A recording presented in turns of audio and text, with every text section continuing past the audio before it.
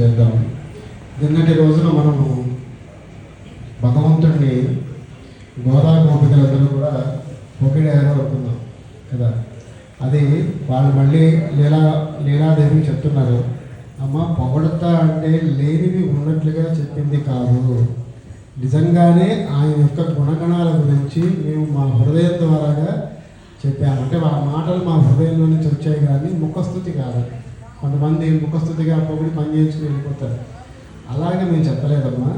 భగవంతుని యొక్క నిజమైన గుణగణాలు అవన్నీ కూడా మేము మనస్ఫూర్తిగా మేము హృదయపూర్వకంగా చెప్పాము.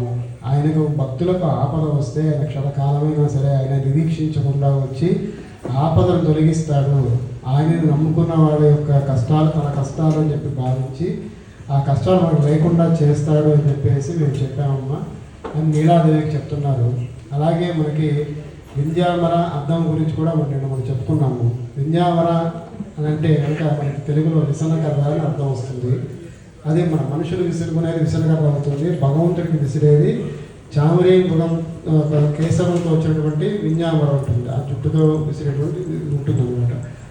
దాన్ని మనం వింధ్యావర అంటాము. వింధ్యావర దేనికి అంటే కనుక దేహంలో నుంచి మనకి ఎప్పుడైతే స్వేదం అంటే చెమట వస్తుందో ఆ చెమట ఏమిటి అంటే మన శరీరానికి ఆత్మకు మధ్య ఉన్నటువంటి క్లేశం అన్నమాట పట్టుకొని ఉంచుతుంది. ఏం పట్టుకొని ఉంచుతుంది అంటే భవబంధాలు అనురాగాలు అనేటువంటి పాశాలు అంటే తాళ్లతో మనల్ని కట్టిపడేస్తుంది.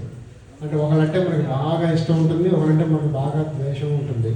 ద్వేషం ఉన్నా తప్పే, ఇష్టం ఉన్నా కూడా తప్పే. ఏదైనా సరే సమానంగా ఉండాలి. అలా మాకు సమానంగా ఉంచాలి అనుకుంటే కనుక మనం విసనకరతో మనం విసిరుకున్నా భగవంతుడికి విసిరినా కూడా నమః నమః నమః అంటూ కనుక విసిరినట్లయితే కనుక ఆ భవబంధాలు క్లేశాలు అవన్నీ కూడా మనకి ఎంతవరకు ఉండాలో అంతవరకే ఉంచి మిగతావన్నీ కూడా ఆయన తీసేస్తాడనమాట. అలాగే మనల్ని ఫిల్టర్ చేసేటువంటి ఒక కార్యక్రమం.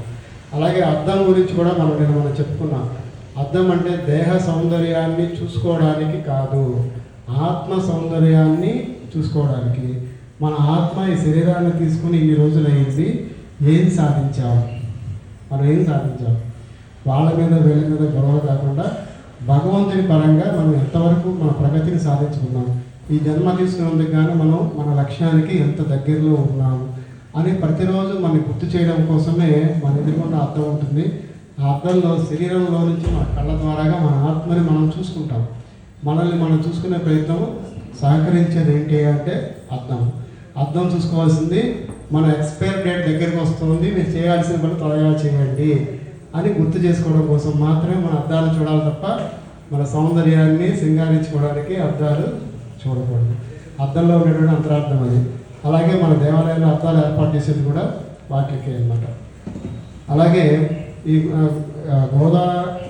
గోపిక మిగతా గోపికలందరూ కూడా లీలాదేవిని ప్రార్థన చేశారు. లీలాదేవి కూడా వాళ్ళ యొక్క ప్రార్థన మన్నించి, అయ్యా అమ్మ నేను కూడా మీతో పాటు కలిసి ఆ శ్రీకృష్ణ భగవాన్ని మేలుకొల్పడానికి వస్తాను, పదండి మనందరం కలిసి వెళ్ళి ఆ స్వామిని మనం నిద్ర లేపుదాం రండి అని చెప్పేసి చెప్తున్నారు. వాళ్ళ భాషలో మీరు కూడా చెప్పండి.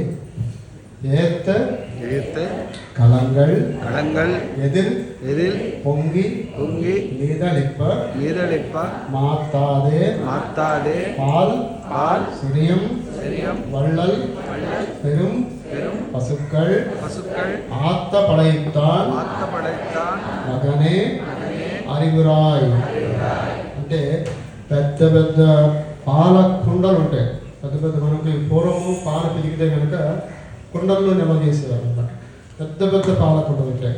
ఆ పాల కుండలకు నిండా ఎంత పోసినా పొంగి పొర్లిపోయేంత పాలు ఇచ్చేటువంటి పెద్ద ఆవులు ఉన్నటువంటి ఓ నందగోపాల కుమారుడా, అంటే మీ తండ్రి గారికి అంత మంచి ఆవులు ఉన్నాయి, అవి ఇచ్చే పాలు ఆ కుండల్లో పోస్తే ఎన్ని కుండలకు పోసినా సరే అవి నిండిపోయి పొంగి పొర్లిపోయేంత పాలు అవి ఇస్తాయి.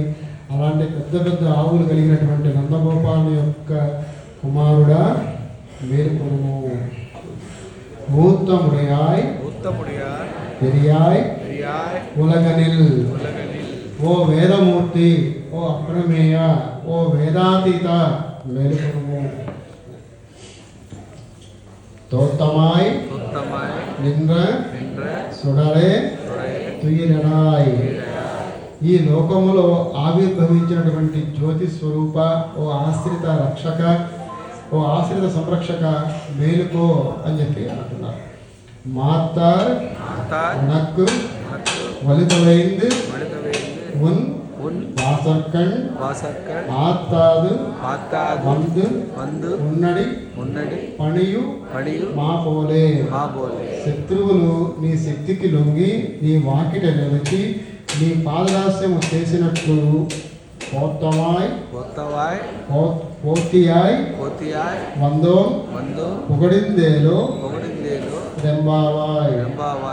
మేము నిన్ను వీడి ఉండలేక నీ మంగళగానం చేయడానికి వచ్చి ఉన్నాము అని గోపికలందరూ కూడా నీలాదేవితో కలిసి శ్రీకృష్ణ భగవాను మేలుకొలపడం కోసము స్తుతిస్తున్నారు. ఈ పాసురంలో మనం ఓ వేదమూర్తి వేదాతీత అని చెప్పేసి మనం కీర్తిస్తున్నాం. వీటికి వేదముల్లో ఒక వాక్యం ఉంది, నమో నమో వాక్మసాది భూమయే, నమో నమో వాక్మసైక భూమయే అని. దీని అర్థం ఏమిటంటే వాక్కు మనస్సు అందరి తత్వము, వాక్కు మనస్సు ద్వారాగానే గ్రహింపబడే తత్వము. అంటే మీరు ఏదైనా ఒక మంచి పని సాధించాలి అంటే కనుక మీ యొక్క మాట తీరు, మీ మనసే దానికి కారణం అవుతుంది. మీరు ఏదైనా పరాజయం పొందినా, అవమానం పొందినా, ఎక్కడైనా మీరు మీకు అవమానించబడిన, అంటే మీ ఫాల్ డౌన్ అయినా, అంటే విజయాన్ని సాధించలేకపోయినా దానికి కారణం కూడా ఏమవుతుందంటే మీ మనసే అవుతుంది. మీ మనస్సు మీ మాటే, మీ మాట్లాడే విధానమే, మీ మనసులో ఆలోచించిన విధానమే మీ విజయానికి అపజయానికి కారణం అవుతుంది. దానికి మీకు ఉదాహరణ చెప్పాలి అంటే, యుద్ధభూమిలో అర్జునుడు వీళ్ళందరూ కూడా నా బంధువులు, నా స్నేహితులు,